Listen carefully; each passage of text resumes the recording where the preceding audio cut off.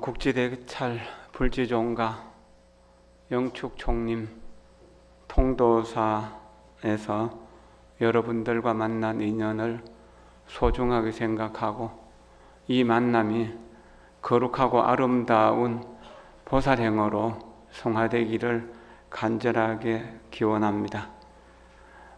산중의 노덕스님들 또 주지스님들의 배려로 해마다 여기 와서 여러분들과 만나지만 어떤 도움이 되는지는 잘 모르겠습니다.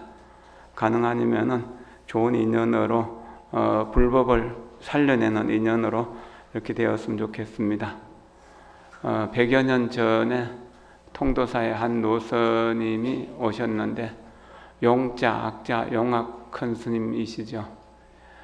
이스님이 여기서 일종식을 하시면서 지내셨는데요. 오시는 인연이 좀 특이하다고 합니다. 원래 이제 용악 스님은 그 안변 서광사 이제 로 출가하셔가지고 동진 출가하셔가지고 평생 금강경 독송을 수행하면서 대장경을 인출하는 것을 원을 세우셨습니다. 그렇게 해서 금강경을 외우면서 어디든지 전국을 다니면서 기도하면서 내가 해인사에 모셔져 있는 8만 대장경을 책으로 만들어야겠다라고 하는 그런 염원을 하셨던 겁니다. 그러는 동안에 신비한 이적도 많고 그러셨는데 60이 다 되도록 그 불사가 원만하게 이루어지질 못했던 겁니다. 인연이 만나지지 못했던 거죠.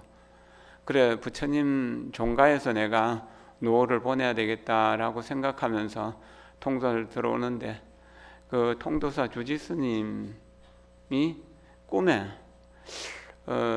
아주 그 국왕이나 대신이 이 통도사로 들어오시는 것 같은 그런 큰 행차를 보았답니다.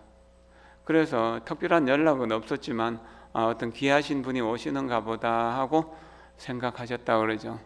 하루 종일 기다려도 아무도 안 왔는데 해그름해서 이제 그 낯선 나리 한 마리 이렇게 마구간에 메이고 또 신선같이 생긴 노스님이 우리 여기 법당에 딱 정지하고 계시는데 이분이 아마 어디 꿈에 이분이 오실 거라고 예견하셨는갑다라고 하셨다고 합니다. 그래갖고 그분을 모시고 이제 거기에 이렇게 살았는데 늘 그 건강경을 외우시면서 이렇게 이제 보공에 기도하시면서 그것이 일과였다고 그러죠. 그러다가 고종 황제가 나라가 어지러우니까 대장경을 인출해서 나라를 좀 안정시키겠다는 발언을 하게 되면서 스님들에게 누구가 그 책임을 맡으면 좋겠느냐라고 물었다고 합니다. 그러니까 용악 스님이라고 하는 훌륭한 분이 통도사에 계시니까 그분께 의논하면 될 것이다 라고 그렇게 했답니다. 그래서 이제 많은 스님들의 추천을 받아서 용악 스님이 이 대장경 인출의 큰 불사에 총도감이 되시고 그래가지고 이제 그 불사를 원만하게 하기 위해서 여기 보공에서 우리 보공에서 100일 기도를 마치고 다시 해인사 가셔서 100일 기도를 하는 중에 자기가 활활 타오르는 불꽃 위에 광명 속에 앉아 계시는 것을 보기도 하고 또 복행신장이 나타나서 이렇게 찬탄하는 꿈을 꾸기도 하고 그러면서 불사가 원만히 될 것이다 라고 생각하고 이제 불사를 시작했는데 그때 젊은 스님들이 수백 명 모여가지고 차례대로 경전을 인출하고 또 경전을 접어서 책으로 다 만들고 이렇게 해서 8만 대장경 4부를 만들었는데 불보 통도사, 법보 해인사, 성보 송강사 3보사찰에 한 부씩을 모시고 한 부는 그때 같이 일했던 대중들에게 산질로 몇 권씩 나누어 줬다고 하는 이야기를 들었습니다. 통도사에서 기도해서 영험을 보신 분, 또 나라를 위해서 일하신 분들이 한두 분이 아니죠. 이 통도사를 창건하신 자장대국통은 화엄법사로서 50이 넘은 나이에 중국에 가셔가지고 중국에 그냥 공부하러 간 것이 아니라 왕족으로서 대접받으러 가셨던 것. 그래서 중국의 장안에서 화엄경 법문을 하셨을 때 엄청난 이렇게 이제 그 영험들이 있었다고 그러죠.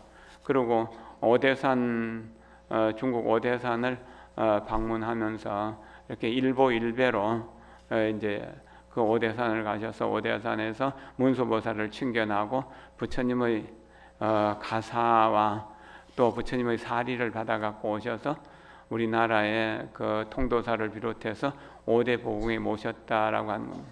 그리고 통도사의 보궁을 모시고 통도사를 창건하고 그리고 이제 보살계를 설하면은 하늘에서 꽃비가 내리고 그런 여러 가지 이적들이 많이 있었다고 하는 겁니다.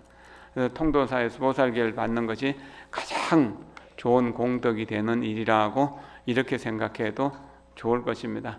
역사적으로 많은 훌륭한 분들이 태어난 교화를 하셨던 곳이고 또 지금도 많은 분들이 수행하고 교화하시면서 우리나라에서 가장 큰 법회 또 가장 오래된 법회 또 가장 원만한 법회 이 화엄법회를 한 달씩 하는 것 이것은 부처님의 해명을 이어가는 가장 좋은 일이고 가장 훌륭한 일이고 가장 거룩한 일이라고 이렇게 말씀드릴 수 있을 것입니다. 여러분들이 여기에 동참했다고 하는 것은 아마 전생 오랜 전생부터 이 통도사와 인연이 있었고 또 부처님과 인연이 있었기 때문일 겁니다. 아마 내년에도 또 오게 될 거고 그 다음 해 계속 오게 될 것이고 원을 배운다면은 다음 생에는 동진으로 출가해서 수행자로서 수행을 잘하고 여러분들이 다 법사가 되어가지고 또 여기 앉아서 법문하시게 될지도 모르죠. 그렇지 않겠습니까?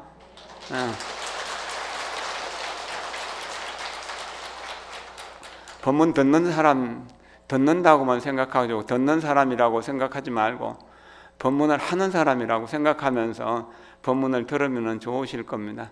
그렇게 해서 오늘 들었던 날 중에 한마디라도 집에 가서 가족들에게 법문을 나눌 수 있다면 또 가정이 성보의 그 도량이 될 수 있는 것이거든요. 그 얼마나 좋은 일입니까? 이런 화엄법회를 통해서 방방곡곡이 다 화엄불국토가 되기를 간절히 염원합니다.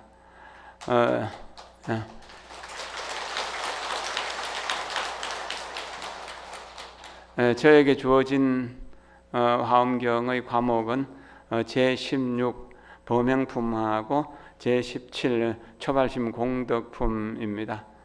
범행품 앞에 10주품이 있었죠. 이 10주가 되었다라고 하는 날, 그 앞은 이제 10신인데 10신은 10가지 믿음이 안정되었다. 부처님에 대한 믿음, 우리 마음이 부처님이 될 수 있는 가능성을 가졌다는 확신을 가진 겁니다. 그러니까 이제 다시 의심도 없고 다시는 물러갈 일도 없는 상태까지 올라오신 겁니다. 이 자리가 어디냐 하면은 제석천궁, 수미 정상에 있는 제석천궁이요. 그래서 정념천자의 질문에 법회보살이 대답하는 내용입니다. 이게 정념이라는 건가? 생각이 바르다, 생각이 삿되지 않다는, 생각이 지극히 공평하고 무사하다는 그런 의미가 될 것입니다. 이것은 반야심경에서 이 무소득고라는 얻을 것이 없음을 쓰는 연고로 보살이 그 안욕다라 삼략삼부리를 얻게 되고 또 걸림이 얻게 되고 전도몽상을 벗어나게 되는 그런 인연이 된다는.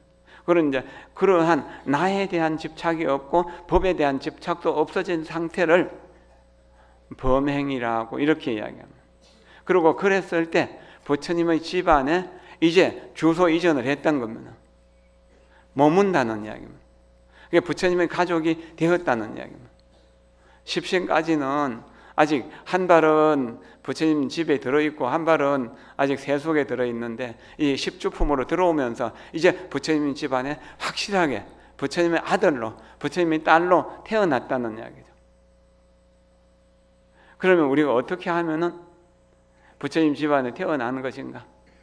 더 이상 나 개인을 위한 욕심이 없어지는 것. 그리고 욕심이 채워지지 않는다고 해갖고 화낼 일이 없어지는 것, 분노가 없어지는 것. 그리고 모든 법을 내 개인적인 입장에서 생각하지 않는 공평무사한 불법을 위하고 중생을 위하는 쪽으로 마음을 써나가고 모든 말이나 행동을 그쪽으로 해나가는 그것을 지혜를 갖춘 것이라고. 그러면은 지극히 겸손해진다.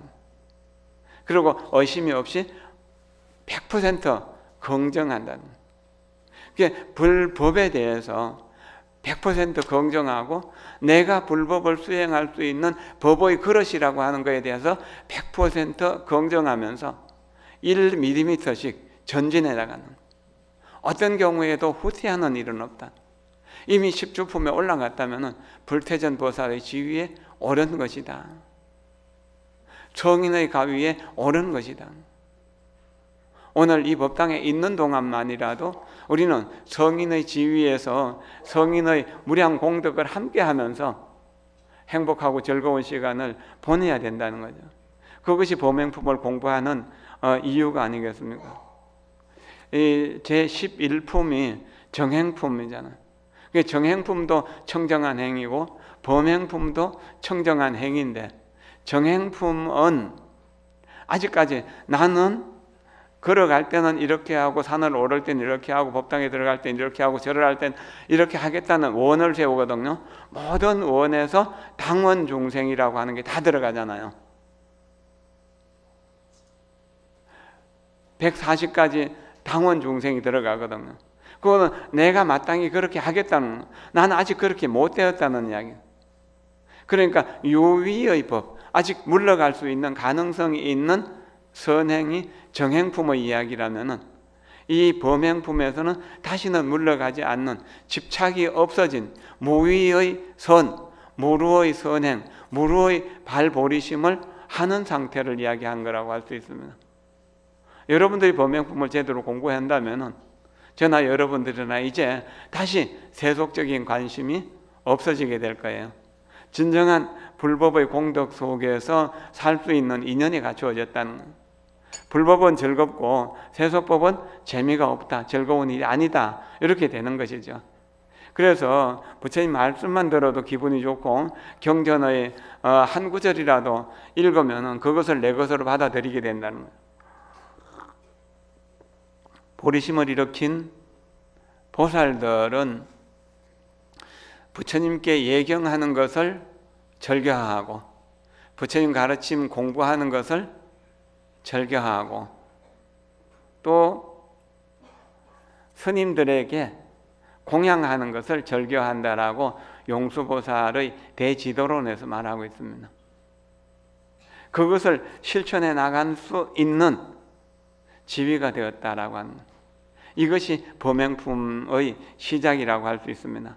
묻는 정념천자, 정념천자는 정념에 흔들림 없는, 조금 더 사념이 들어가지 않는 그런 상태는. 정념은 무엇인가? 운전하는 사람이 정면을 주시할 때 사고가 나거나 문제가 생기지 않잖아요. 정념은 바로 정면을 주시하는 것과 같은 것이다.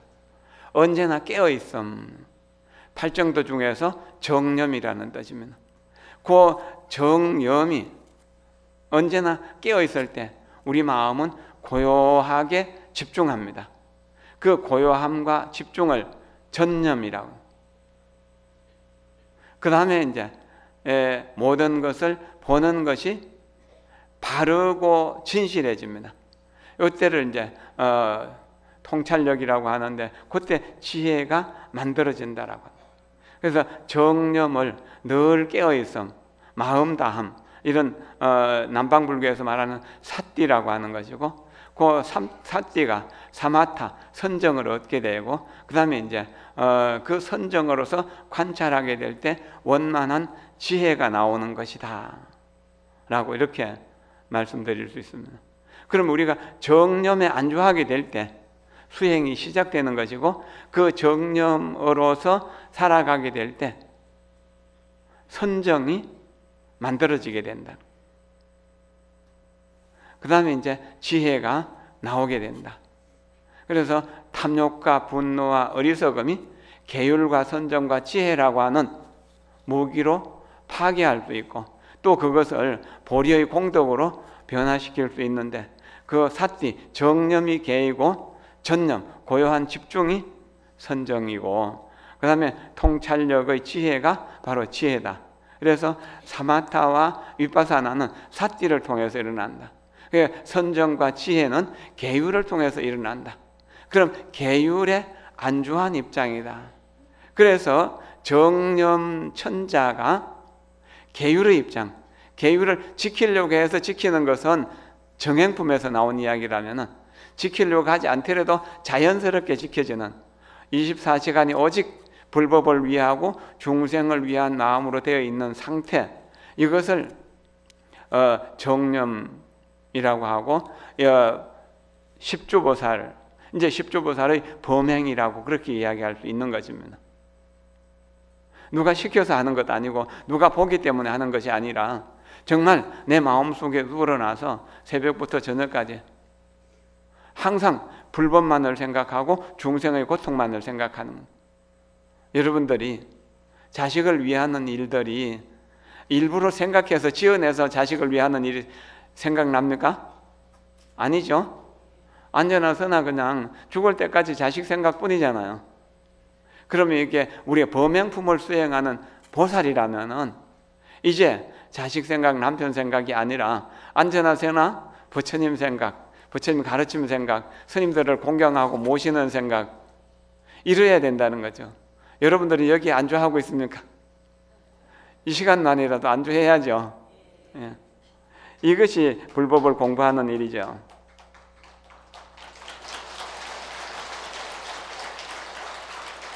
정념에 머물렀다면은 어떻게 하는가? 몸과 몸의 업, 몸의 움직임, 말과 말의 움직임, 생각과 생각의 움직임, 그 6가지죠. 거기에다가 부처님, 가르침, 성가, 거기다가 계율, 성가를 지켜가는 힘이 계율이잖아요. 이렇게 4개를 더해서 10가지. 이 10가지를 어떻게 범행 속에 머물 수 있겠는가라고 하는 이제 내용으로 시작이 됩니다. 여기 정념천자가 묻는 대목입니다. 그래서 법회보살이 거기서 대답하죠. 법의 지혜를 완성하신 분, 법회보살. 법회보살이 대답하면서 몸을 범행이라고 할 수 있겠는가? 몸의 움직임을 범행이라고 할 수 있겠는가? 몸은 더러운 오물로 가득 차 있고 날마다 늙어가고 병들어가고 죽어가는데 이걸 어떻게 범행이라고 할 수 있겠는가?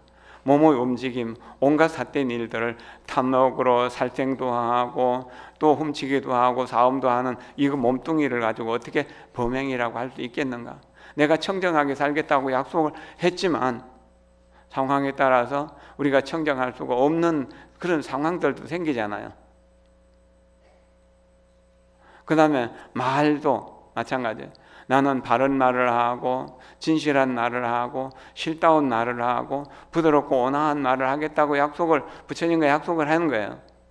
그러나 나는 나도 모르게 거짓말과 꾸민말과 이간질 이런 걸 하게 되니까 말도 말의 업도 이거 범행이라고 하기 어렵다. 생각은 뭡니까? 생각은 원숭이 같아가지고 온갖 잡된 것이 일어나는데 어떻게 생각을 가지고 범행이라고 할 수 있겠는가? 생각과 생각의 업도 결국 범행은 아니다.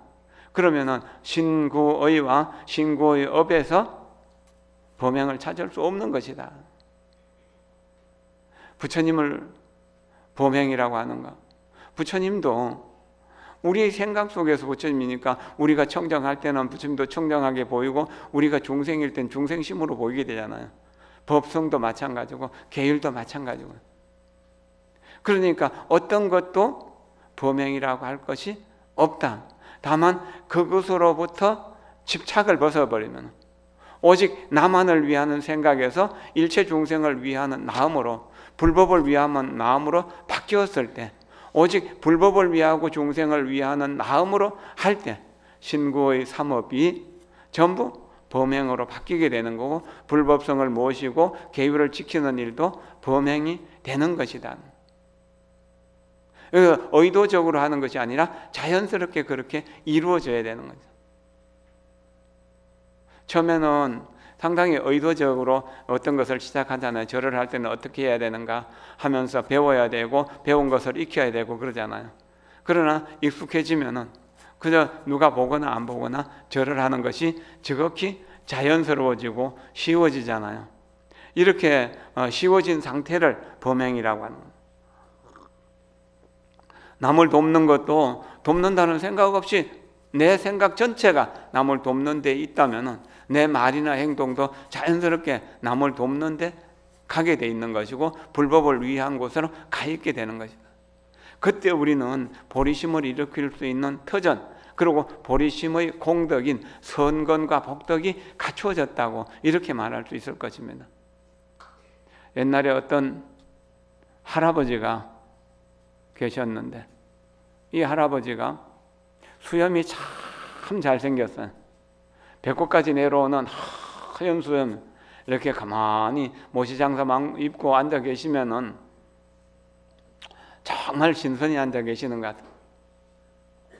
그 아이들은 그래도 뭐 어른 어렵다고 생각 안 하잖아요. 손주가 오면 손주를 안아주고 손주하고 놀기도 하고 그런. 손주가 할아버지 수염을 만지면서 할아버지 수염 참 잘생겨서 좋으시겠습니다. 그렇다고. 근데 할아버지 주무실 때는 이 수염을 이불을 안에 넣고 덮고 주무십니까? 아니면 이불 밖으로 내놓고 주무십니까? 근데 한 번도 그 생각을 안 해봤거든요. 잘 모르겠는데 내가 오늘 저녁에 자보고 내일 아침에 대접해 줄게. 그래서 저녁에 이제 이불을 펴고 자는데 수염을 이불 속에 넣으니까 이게 뭐 좀 까끌까끌하게 가슴을 간지르는 것 같고 영 불편한 거예요.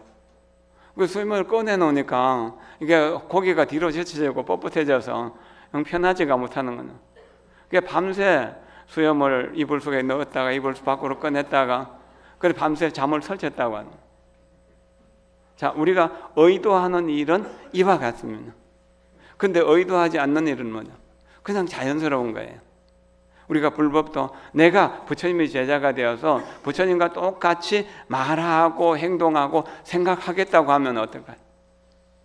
그건 의도하지 않더라도 자연스럽게 이루어지잖아요. 여기 계신 우리 보살님들 다 살림살이 9단이잖아요. 이제 살림 9단이 되니까 눈 감고도 집안일을 다 할 수 있잖아요. 그리고 하루 종일 할 일을 30분, 1시간만 하면 할 수 있는 거잖아요. 이런 상태가 되었다는 거예요. 이런 상태에서 뭐죠? 오로지 가족의 행복만을 위하면서 살았는데 이제 가족의 행복은 불법을 배워서 부처님을 공경하고 성가를 공경하는 그 속에서 가족을 진정으로 사랑하고 진정으로 행복할 수 있는 법이 있다는 것을 자신하게 되었다는 거예요. 그래서 오늘 여기 오신 거잖아요. 그리고 범행품을 공부함으로써 내 부모님이 바로 부처님이다. 내 가족이 부처님이다. 나는 가족을 부처님처럼 섬기겠다는.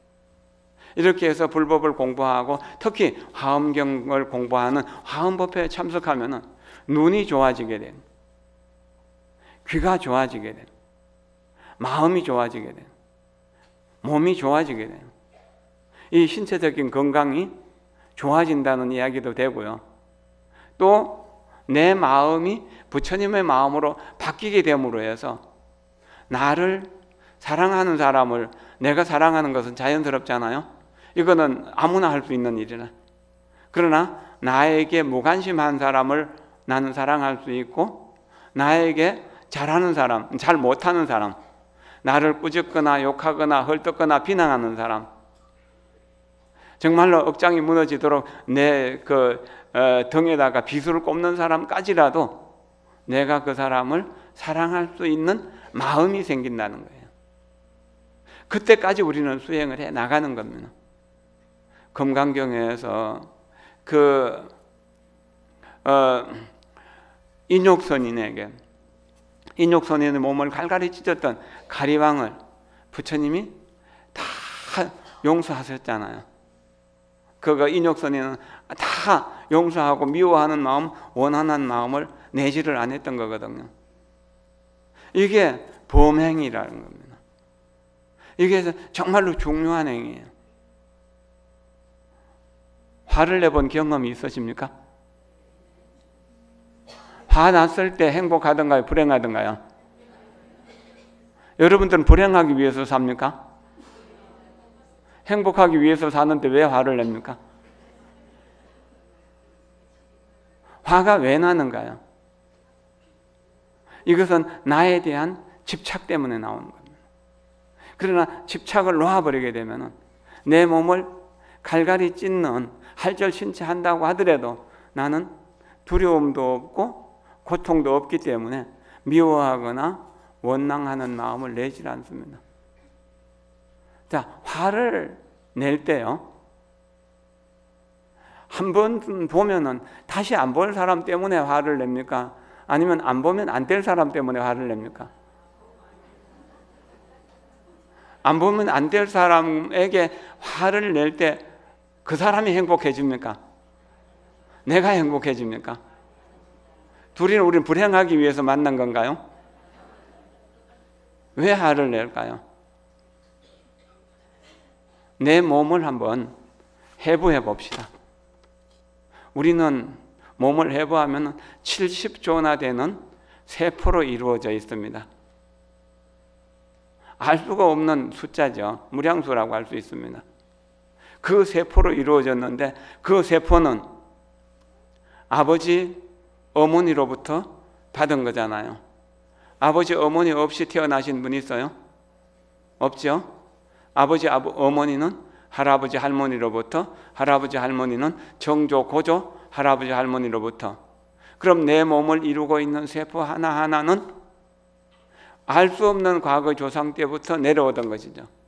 그래서 내 몸을 타고 흐르는 모든 피는 바로 내 모든 조상들의 피라는 겁니다. 그래서 혈통이 중요하고 혈맥이 중요한 거잖아요. 조상을 잘 섬기는 것은 나를 잘 섬기는 것이 되는 거죠. 또 여러분들에겐 자손들이 있잖아요. 그러면은 그 피는 여러분 몸에서 거치는 것이 아니라 미래사가 닿도록 자손들에게 이어지는 피잖아요. 그러니까 나는 과거 모든 조상과 모든 자손들을 가지고 있다는, 그 조상과 자손이 하나라고 하는 이야기죠. 다시 생각해 봅시다. 숨 안 쉬고 사시는 분 있습니까? 없죠? 숨을 안 쉬고 산다면 공기가 우리 생명입니까? 아닙니까? 공기가 우리 생명이죠. 공기가 우리 생명이에요. 숨 안 쉬고는 살 수 없으니까. 그러면 공기를 숨 쉬는 모든 생명체는 내 생명입니까? 아닙니까? 내 생명이죠. 내 생명 아닌 것이 없어요. 우리가 숨을 들여쉬면서 연꽃 같은 미소로 내쉬면서 사랑 담아 말하기를 한 3번쯤 반복하면서 정말 공기의 소중함에 대해서 생각해 봅시다.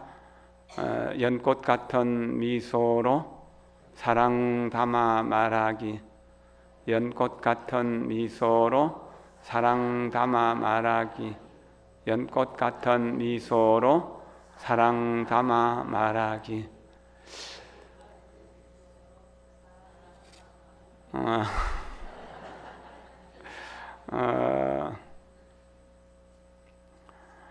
이 공기가 과거에 이 통도사를 창건한 자장 큰 스님이, 자장 대국통이 마시고 토하던 그 공기 아니던가요?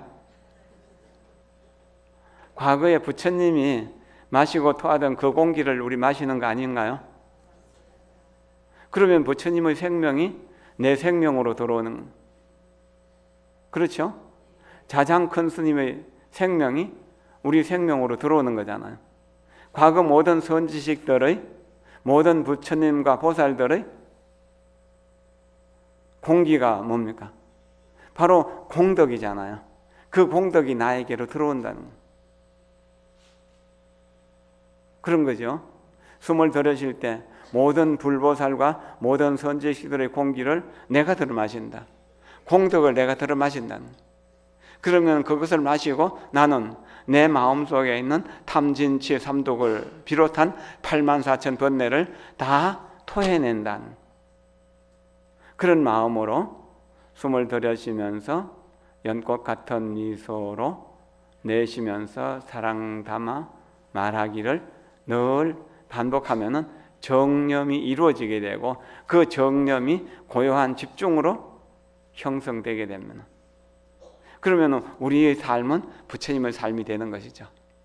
자, 다시 한번. 땅 없이 살 수 있습니까? 땅을 안 딛고 집을 지을 수도 길을 만들 수도 사람이 걸어 다닐 수도 없죠. 농사를 지을 수도 없으니까 먹을 것도 안 생길 거잖아요. 땅이 우리 생명입니까? 아닙니까? 땅에서 나왔다가 땅 속으로 들어가잖아요. 그러니까 땅 위에 사는, 땅 속에 사는 모든 생명이 내 생명 아닐까요? 내 생명이죠. 또 물 안 마시고 사시나요? 물 안 마시고 사시질 못하죠? 우리 물을 마실 때 이 물은 부처님이 마시던 물이야 이렇게 생각해요. 부처님도 대소변을 보셨으니까 그 물이 정화되어 갖고 나에게까지 왔을 거잖아요.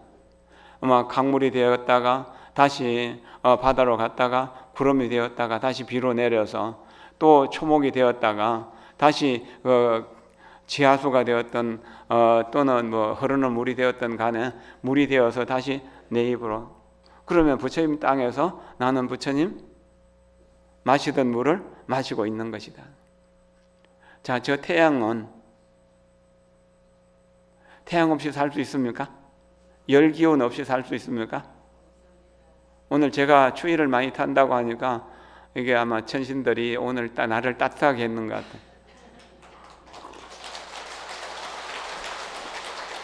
추우면 법회가 어려울 텐데 도와주는 거잖아요. 날이 이렇게 따뜻하니까 참 좋잖아요. 예, 그렇게 보면은 뭐죠? 태양이 내 생명이죠. 열의 기운이 내 생명이잖아. 부처님이 보시던 그 태양을 나도 보고 있고 부처님이 보시던 그 달을 나도 보고 있다. 어제 열하루 달 보셨어요? 배가 약간 불러진 달이 참 보기 좋았잖아요. 그러고 보니까 이 지수화풍 중에서 나 아닌 것을 찾을 수가 없나요? 나 아닌 것이 있을까요? 없지요. 다시 마음 한번 살펴볼까요? 마음으로 여러분들은 저를 보고 있고 저는 여러분들을 보고 있습니다. 그렇죠? 그런데 마음 밖에 있는 것을 한번 찾아보세요. 무엇이 내 마음 밖에 있는가? 무엇이 내 마음 밖에 있습니까? 무관심한 사람은 내 마음 밖에 있습니까? 외국 사람이나 외계인은 내 마음 밖에 있습니까? 우주는 내 마음 밖에 있나요?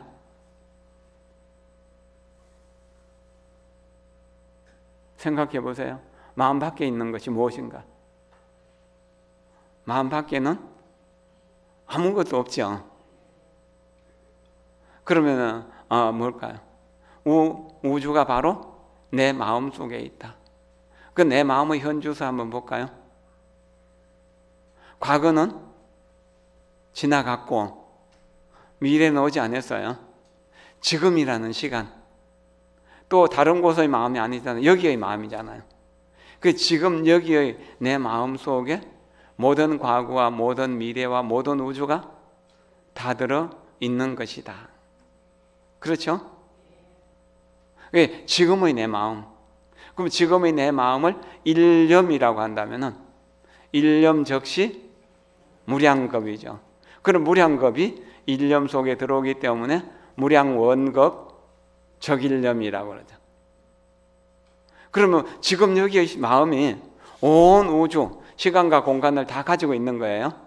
그러니까 일미진중 함시방, 일체진중 여겨시. 우리 몸을 해부해 가지고 작은 세포 하나를 잘 키우면은 내와 똑같은 몸이 만들어지겠죠. 뭐 이걸 몇 개 만들 수 있을까요?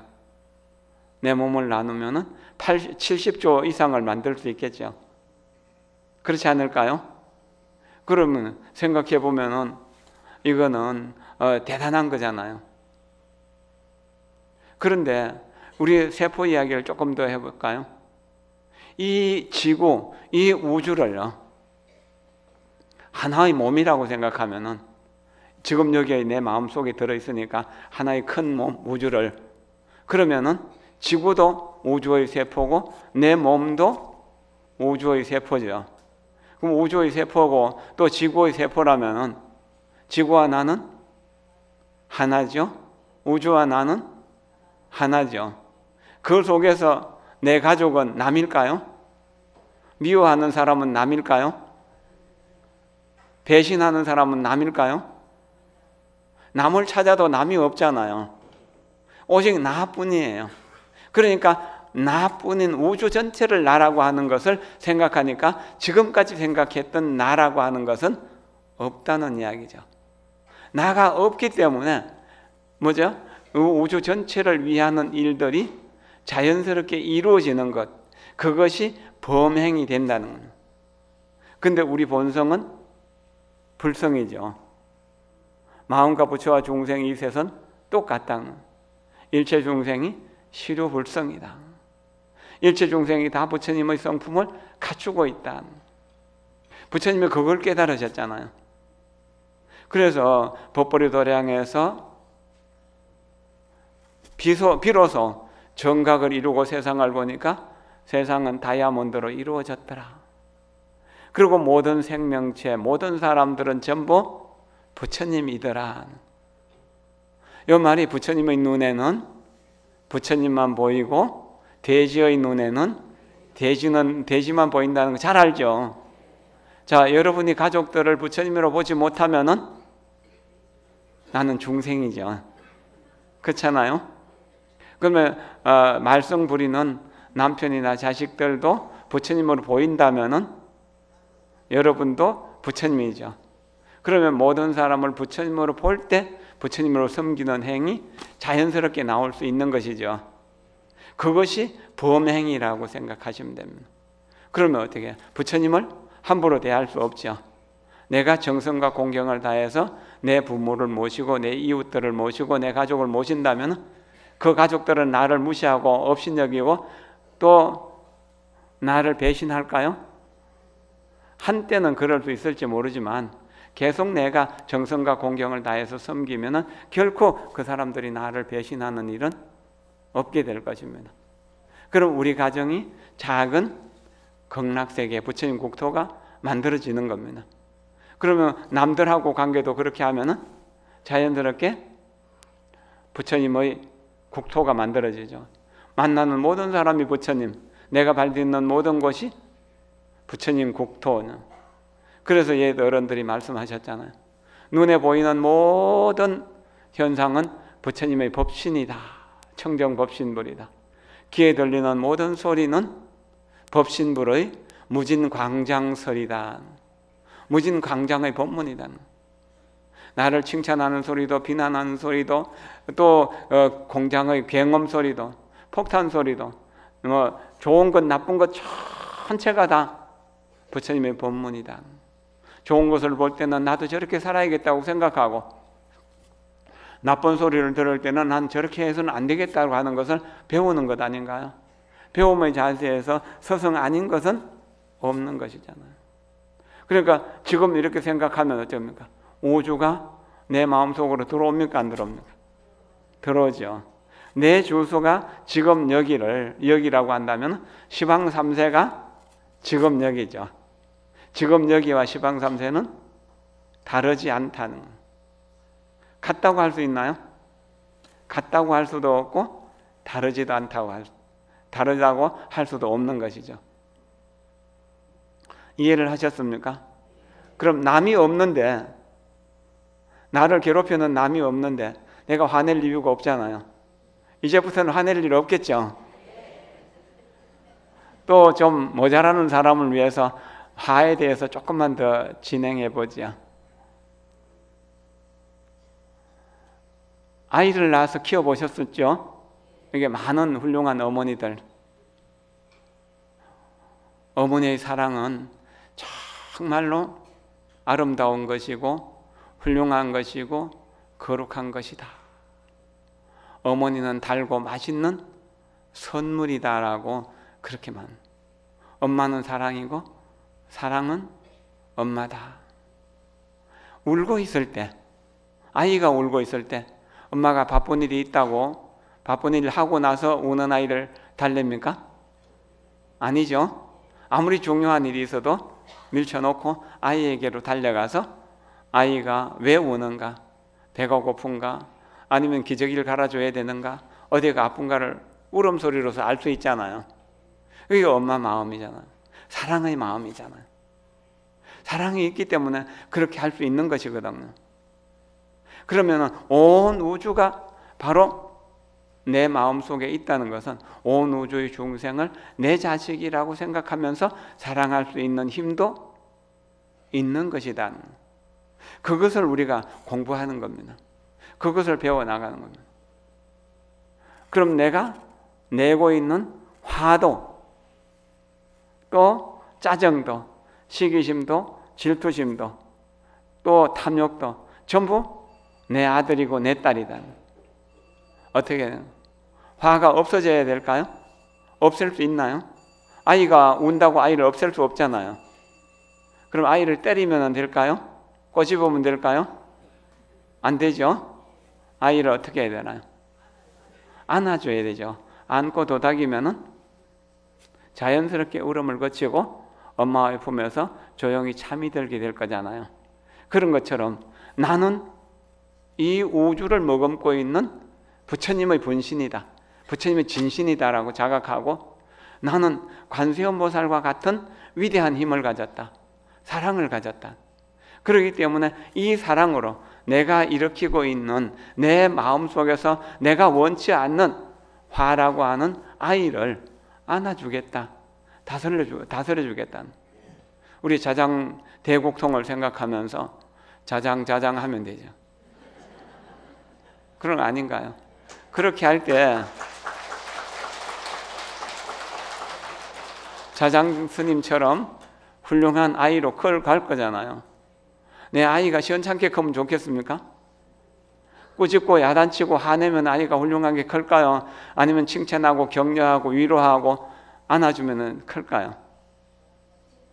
사랑으로 보듬어 줘야 훌륭하게 크는 거죠. 아이들은 엄마의 사랑을 먹고 크는 겁니다. 이 세상에 있는 모든 어머니들의 사랑을 다 모으면 크겠죠. 훌륭하겠죠. 얼마나 크고 얼마나 훌륭할까요? 얼마나 거룩할까요? 정말 우리가 상상할 수 없겠죠. 한 엄마의 훌륭한 사랑, 거룩한 사랑도 말로 다 하기 어려운데 이 세상 모든 엄마들의 사랑을 부처님의 자비라고 말하는 겁니다. 그리고 그것이 다시 인격화되었을 때 관세음보살이 되는 거예요. 그럼 관세음보살은 이 세상 모든 엄마들의 사랑이다.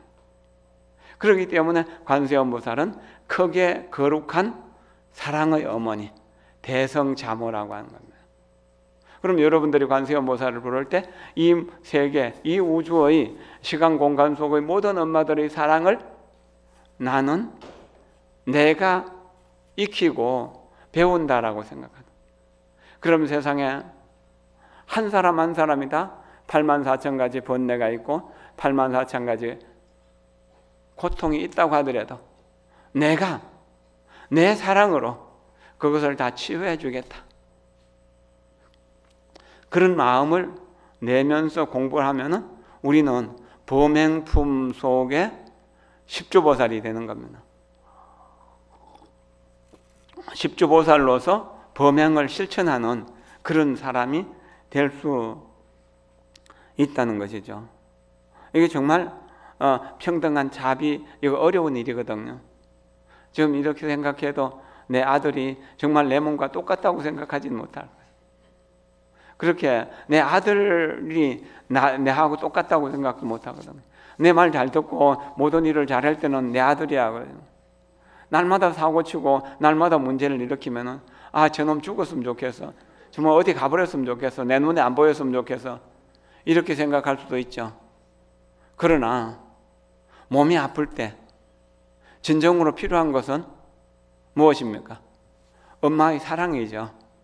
내가 몸이 아프고 문제가 있다 하더라도 엄마의 사랑 안에서 치유가 되는 거거든요.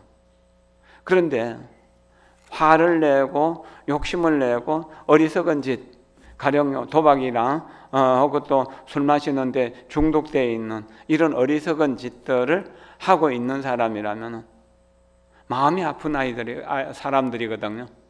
그러니까 마음 아픈 아이를 내가 외면해서 되겠습니까? 외면할 수 없는 것이죠. 그래서 문제가 있는 아이를 내가 더 크게 사랑해 줘야 되는 겁니다. 그리고 내가 사랑으로 보듬어 줘야 되는 겁니다. 아이가 문제가 있다면 어쩌면 내가 사랑을 좀 더 내 사랑이 부족했기 때문에, 사랑을 충분히 주지 못했기 때문에, 그리고 어리석은 중생의 사랑을 줬기 때문에, 잘할 때만 100점짜리만 내 아들이고 0점짜리 내 아들 아니야 라고 생각했기 때문에, 그러나 0점 때 내 사랑이 더 많이 필요한 겁니다. 친구에게 싸워갖고 얻어맞고 코피를 흘리고 들어온 아이를 엄마는 어떻게 합니까? 안아주고 닦아주고 씻겨주고 새 옷 갈아입히고 그러잖아요. 그런 마음으로 뭔가 사회에 적응하지 못하는 아이가 있다면 내 사랑이 부족한 거야. 내 사랑이 부족하니까 관세음보살님의 사랑을 빌려서, 부처님의 사랑을 빌려서 나는 이 아이를 어떻게든지 정상으로 만들어 놓을 거야. 훌륭한 인물로 만들어 놓을 거야. 그렇게 하는 거야. 그러면은 그 엄마의 사랑과 엄마의 지혜에 의해 가지고 84,000가지 번뇌와 고통을 치유할 수 있는 84,000가지 지혜와 자비를 갖추면 그건 다 가능한 거거든요. 그러면은 더 열심히 정진하고 더 열심히 기도하고 더 열심히 뭔가를 해야 된다는 거죠. 기도를 하면 인생의 의미를 알 수 있고, 기도를 하면 인생을 값지게 살 수 있고, 기도를 하면은 인생의 막연한 두려움이나 또는 그 분노나 또는 무기력증, 자신감이 없는 것, 이런 기운들이 없어지고 자신감 넘치는 삶을 살 수 있다고 달라이라마 존자는 말씀하셨습니다. 그 어른 83세인데 지금도 새벽 2시에 일어나면 기도와 명상을 4시간 반 내지 5시간은 필수적으로 하신다고. 어떤 경우에라도. 새벽 2시쯤 일어나시면 한 6시까지 명상을 하신다는 거예요. 기도하고 명상하는 거예요. 우리도 그걸 생각하면 24시간 중에서 1할이면 2시간 반 정도, 2할이면 5시간 정도 기도할 수 있는 거잖아요. 내가 잠 좀 적게 자고 또 불필요한 일들 좀 줄이면 그게 가능하거든요. 그러면 하루에 2시간씩 4번을 할 수도 있고 1시간씩 4번을 할 수도 있고 4시간 정도 꾸준히 그렇게 기도하면 내가 사랑할 수 없는 사람도 사랑할 수 있게 되고, 내가 용서할 수 없는 사람도 용서할 수 있게 되고, 많은 문제를 가진 사람도 내가 저 사람도 분명히 저 아이도 부처님의 성품을 가졌는데 좋은 인연을 만나지 못하고 찬바람 속에서 비바람만 맞으면서 컸기 때문에 저런 문제아가 됐을 거야. 그러나 내가 부처님의 사랑을 빌려서 아이를 사랑해 줄 거야. 사랑으로 부처님의 지혜로 키워낼 거야. 그렇게 생각하면 분명 여러분 가정에서 생기는 모든 문제들이 녹아내릴 겁니다. 녹아내리겠다고 서원을 한다면 분명히 그와 같이 될 수 있는 겁니다. 그래서 여러분들이 지금 십주보살이 되지 못하고 그래서 범행을 제대로 하지 못한다고 하더라도 그런 마음을 가지고 꾸준히 해나가면 언젠가는 해결된다는 거죠. 아메리카 인디언들의 기도는 실패하는 일이 없다는 거예요. 100% 성공한다는 겁니다. 성공의 비결은 뭔가? 성공할 때까지 기도한다는 거예요. 중간에 그만두는 일이 없다는 거예요. 이렇게 생각하면 기도하는 기쁨과 명상하는 즐거움으로 우리의 일용할 양식을 삼아야 된다는 거죠.